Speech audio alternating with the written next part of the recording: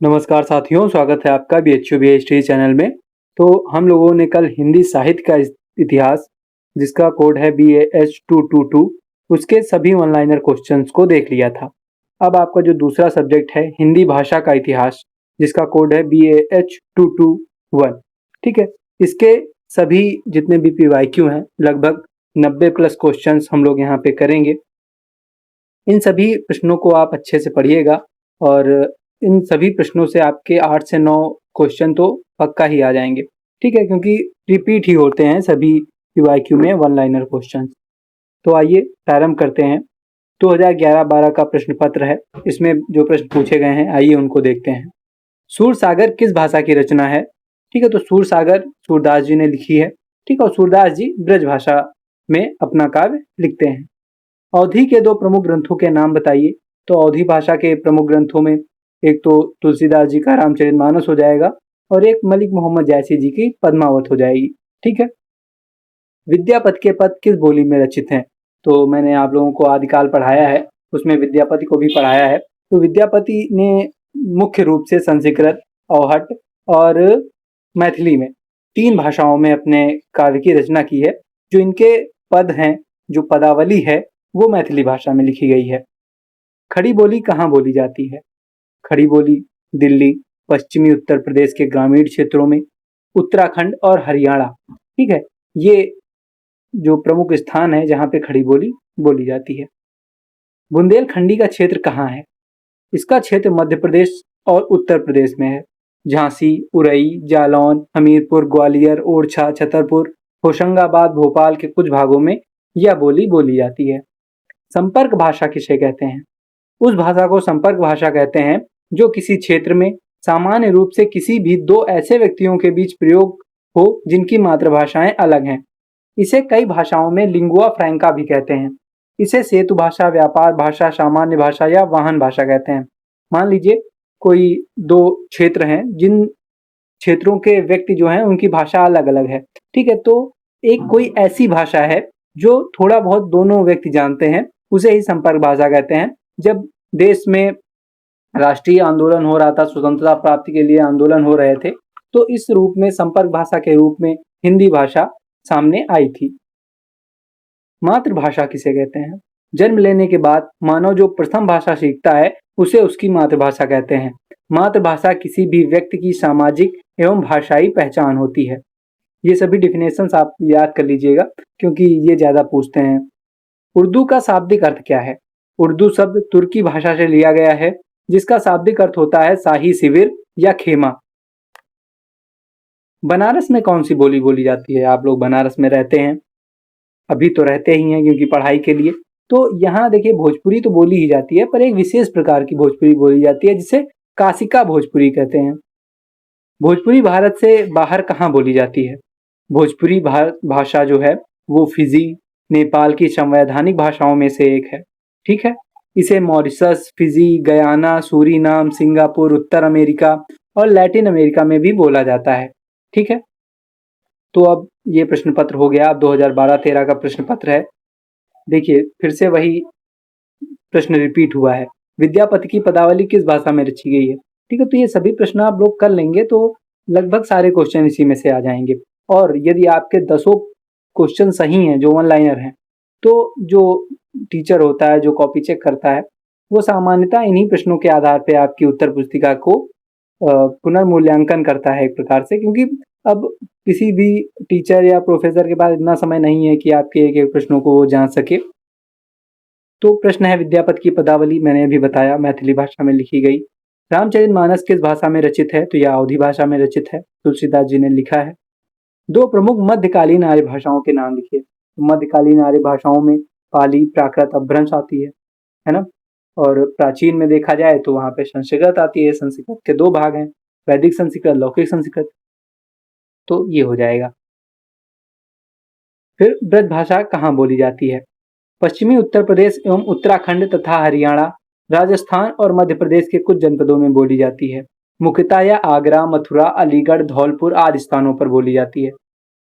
अनुच्छेद 343 के 1 में क्या लिखा है? तो अनुच्छेद आपको बहुत इंपॉर्टेंट है। मैं प्रयास करूंगा कि आप लोगों को इस सिलेबस का भी सारी वीडियो, सारे लेक्चर्स उपलब्ध करा दूं।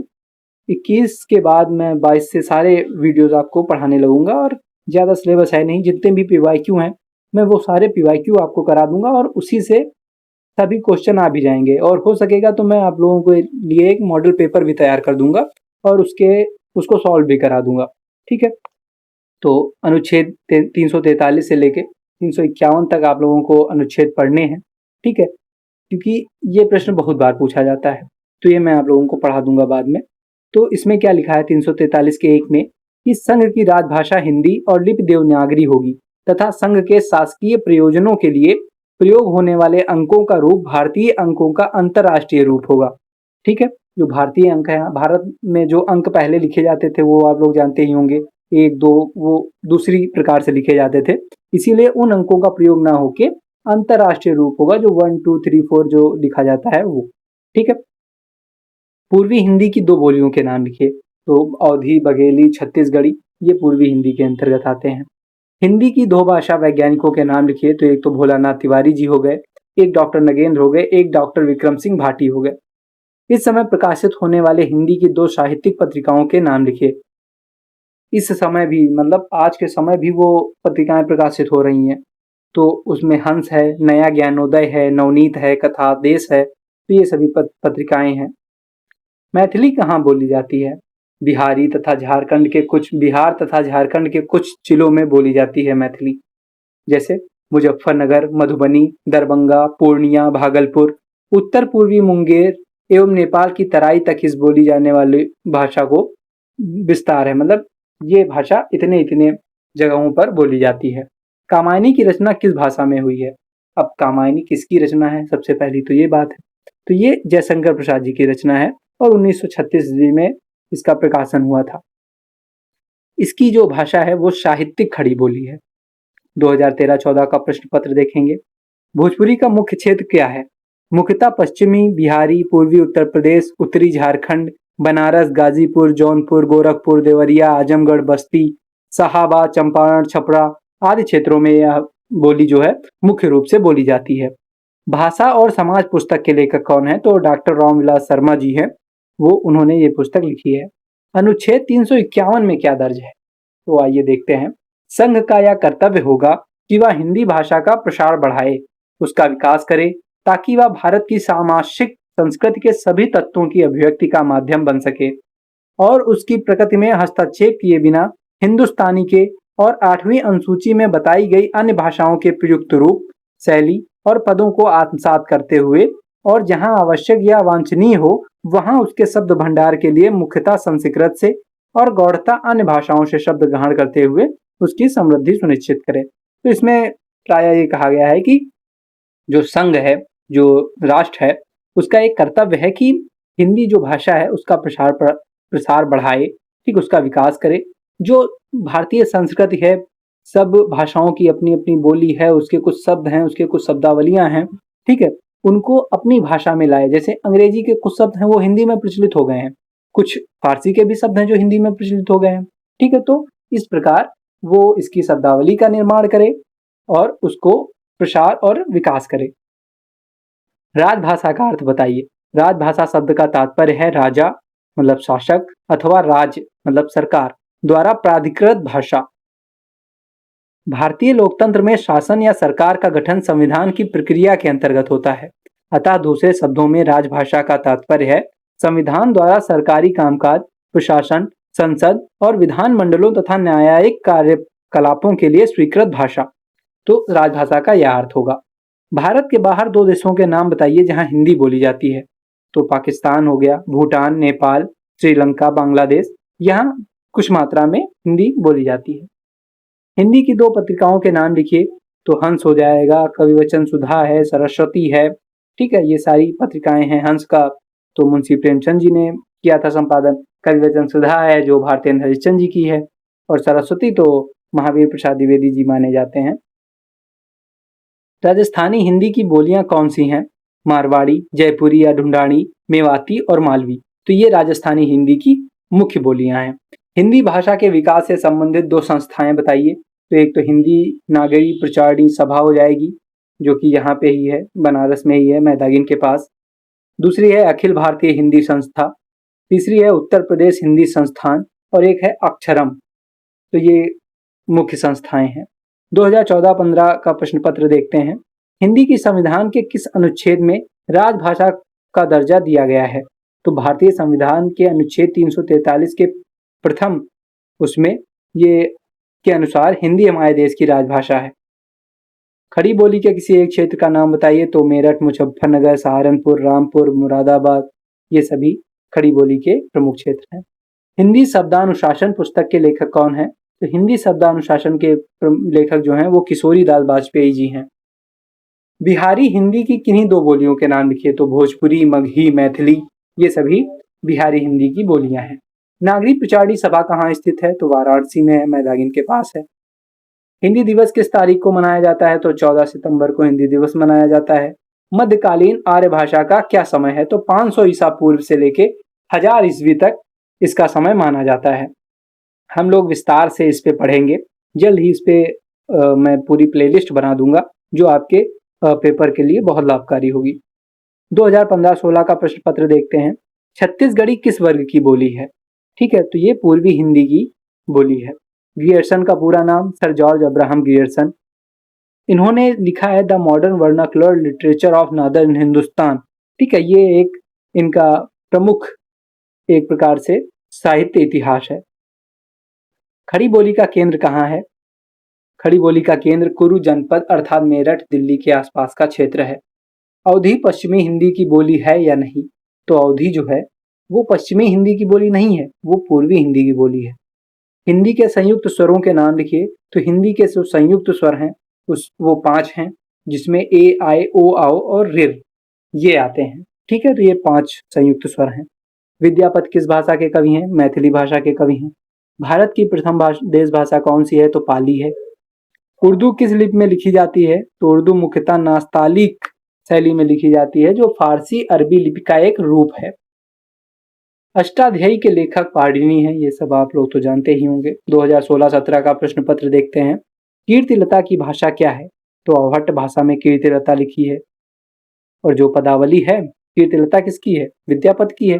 ठीक है, विद्यापति ने कीर्तिलता अवहट्ट भाषा में लिखी है और जो इनकी पदावली है वो मैथिली भाषा में है। फोर्ट विलियम कॉलेज की स्थापना कब हुई? तो 10 जुलाई 1800 को तत्कालीन गवर्नर जनरल लॉर्ड वेलेजली ने कोलकाता में इसकी स्थापना की थी। रानी केतकी की कहानी मुंशी इंसा अल्लाह खां। ठीक है, रानी केतकी की कहानी मुंशी इंसा अल्लाह खां ने लिखी है। लल्लू लाल की प्रसिद्ध कृति का नाम लिखिए। तो प्रेम सागर है। नास्तिकोपख्यान सदल मिश्र ने लिखा है।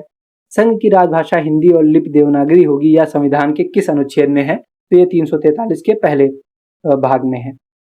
बुंदेली बोली पूर्वी हिंदी क्षेत्र की है अथवा पश्चिमी हिंदी क्षेत्र की? तो पश्चिमी हिंदी क्षेत्र के अंतर्गत ये बोली बोली जाती है। अवधी के किसी एक कवि का नाम? तो तुलसीदास जयसी मैंने अभी बताया ही है। भारतेंद्र हरिश्चंद्र द्वारा संपादित किसी पत्रिका का नाम? तो कवि वचन सुधा, बाला बोधनी, हरिश्चंद्र मैगजीन, ठीक है, आदि। 2018-19 खड़ी बोली का कौरवी नामकरण किस विद्वान ने किया? राहुल शंकरत्यायन ने किया। राजस्थानी उपभाषा का विकास किस भाषा से हुआ है? तो राजस्थानी का विकास सौरसेनी अपभ्रंश के नागर रूप से माना जाता है। ब्रज भाषा का विकास किस भाषा से हुआ है? तो पश्चिमी हिंदी से हुआ है। खड़ी बोली का कर्कश अर्थ किसने बताया है? कामता प्रसाद गुरु ने बताया है। पुरानी हिंदी शब्द का प्रयोग किसने किया था? चंद्रधर शर्मा गुलेरी ने किया था। रामचरितमानस एवं पद्मावत की भाषा कौन सी है? तो अवधी है। वीरगाथात्मक लोक कथा आल्हा किस बोली में है? बुंदेली की ही एक उपबोली बनाफरी में लिखी गई है। ठीक है, जो बोली है, जैसे भाषा की कई बोलियां होती हैं, फिर बोलियों की भी उपबोलियां होती हैं, तो वही है जो बुंदेली आल्हा जो है वो तो बुंदेली भाषा में लिखा गया है, बोली में लिखा गया है, लेकिन उसकी एक उपबोली भी है जिसे बनाफरी कहते हैं। तो जो आल्हा है वो उसमें लिखा गया है। मानक हिंदी का पर्याय कौन सी बोली है? खड़ी बोली है। बुंदेली बोली के नामकरण का आधार क्या है? मध्य प्रदेश तथा उत्तर प्रदेश के सीमा रेखा के झांसी, छतरपुर, सागर आदि के आसपास का इलाका बुंदेले राजपूतों का होने के कारण इस प्रदेश को बुंदेलखंड कहा गया और इसी के आधार पर यहाँ की बोली को बुंदेली कहा गया। 2022-23 का प्रश्न पत्र देखते हैं। किस विद्वान ने व्याकरण ग्रंथ लिखकर संस्कृत को परिनिष्ठित रूप दिया? तो पाणिनि ने लिखा, अष्टाध्यायी व्याकरण ग्रंथ लिखा है। वड्ड कहा किस भाषा की रचना मानी जाती है? तो वड्ड कहा या वड्ड कथा या बृहत कथा, तीनों नाम है इसके। तो ये गुणाढ्य ने लिखा था पैसाची प्राकृत में। जैन कवियों ने अर्धमागधी का क्या नाम दिया है? तो प्राकृत कहा है, अर्धमागधी को प्राकृत कहा है। ब्रजबुली किस क्षेत्र की भाषा है? ब्रजबुली उस काव्य भाषा का नाम है जिसका उपयोग उत्तर भारत के पूर्वी प्रदेशों अर्थात मिथिला, बंगाल, आसाम तथा उड़ीसा के भक्त कवि प्रधान रूप से कृष्ण की लीलाओं के वर्णन के लिए करते हैं। नेपाल में भी ब्रजबुली में लिखे कुछ काव्य तथा नाटक ग्रंथ मिले हैं। वर्ण रत्नाकर किस भाषा की रचना है? तो मैथिली की है, ज्योतिरीश्वर ने लिखी है। आचार्य महावीर प्रसाद द्विवेदी ने किस पत्रिका के माध्यम से हिंदी के विकास में अपना महत्व योगदान दिया? तो आप सब लोगों को पता है कि सरस्वती पत्रिका के माध्यम से। लौकिक संस्कृत में किन दो नए समासों का प्रयोग आरंभ हुआ? तो एक तो द्विगु समास और एक है अव्ययीभाव समास। महाकवि विद्यापति ने अपभ्रंश का क्या नाम दिया है? तो अवहट्ट नाम दिया है। देसिल बाना सबजन मिठा तम तैसन जब हो अवहट्टा, ऐसा उन्होंने कहा भी है। भारत के संविधान के अनुच्छेद 346 में क्या प्रावधान है? संघ द्वारा प्राधिकृत भाषा द्वारा एक राज्य से दूसरे राज्य के बीच पत्र वार्ता आदि के लिए प्रयुक्त होगी। यदि कोई राज्य परस्पर हिंदी भाषा को स्वीकार करना चाहे तो कर सकेंगे, ये 346 के अनुच्छेद में लिखा गया है। जाटू और बांगरू किस भाषा की बोलियां हैं? तो ये हरियाणवी की बोलियां हैं। अब आखिरी प्रश्न पत्र है 2023-24, इसके भी प्रश्नों को हम लोग देख लेते हैं। प्राचीन भारतीय आर्य भाषाएं कौन कौन सी हैं? एक तो वैदिक और लौकिक संस्कृत इसके अंतर्गत आती हैं। राजभाषा का अर्थ बताइए। राजभाषा का अर्थ मैंने आप लोगों को बताया ही है अभी ऊपर, राजा अथवा राज्य द्वारा प्राधिकृत भाषा। भारतीय लोकतंत्र में शासन या सरकार का गठन संविधान की प्रक्रिया के अंतर्गत होता है, अतः दूसरे शब्दों में राजभाषा का तात्पर्य है संविधान द्वारा सरकारी कामकाज, प्रशासन, संसद और विधानमंडलों तथा न्यायिक कार्यकलापों के लिए स्वीकृत भाषा। अनुच्छेद 352 में क्या दर्ज है? ये देखिए, अब पता नहीं कैसे ऐसा प्रश्न पूछ लिया। आपको 343 से 351 तक के अनुच्छेद ही पढ़ने हैं, पर इसमें 352 का जिक्र भी पूछ लिया था, तो इसमें भी देख लेते हैं। तो अनुच्छेद 352 जो है वो भारतीय संविधान में राष्ट्रीय आपातकाल की घोषणा के प्रावधानों को बताता है। यह बताता है कि यदि राष्ट्रपति को यह विश्वास हो कि युद्ध, बाह्य आक्रमण या सशस्त्र विद्रोह के कारण भारत या किसी भाग की सुरक्षा को खतरा है तो वह आपातकाल की घोषणा कर सकता है। तो अनुच्छेद 352 में यह दर्ज है। भारत के बाहरी हिंदी बोले जाने वाले किन्हीं दो देशों के नाम? तो नेपाल, मॉरिशस, फिजी, सिंगापुर। आधुनिक भारतीय आर्य भाषा की किन्हीं दो भाषाओं के नाम? तो पंजाबी हो गया, मराठी हो गया, बिहारी हो गया। भोजपुरी का मुख्य क्षेत्र क्या है? मुख्यतः पश्चिमी बिहारी, पूर्वी उत्तर प्रदेश, उत्तर झारखंड, बनारस, गाजीपुर, तो यही सारे हो जाएंगे। द्वितीय प्राकृत का वर्णन किस आर्य भाषा के अंतर्गत हुआ है? तो मध्यकालीन आर्य भाषा के अंतर्गत हुआ है। हिंदी की दो पत्रिकाओं के नाम लिखिए। तो हंस हो गया, सरस्वती हो गया। रामचरितमानस किस भाषा में रचा गया है? तो ये अवधी हो गया। और राजस्थानी हिंदी की कौन कौन सी बोलियां हैं? मारवाड़ी, जयपुरी, मेवाती और मालवी हैं।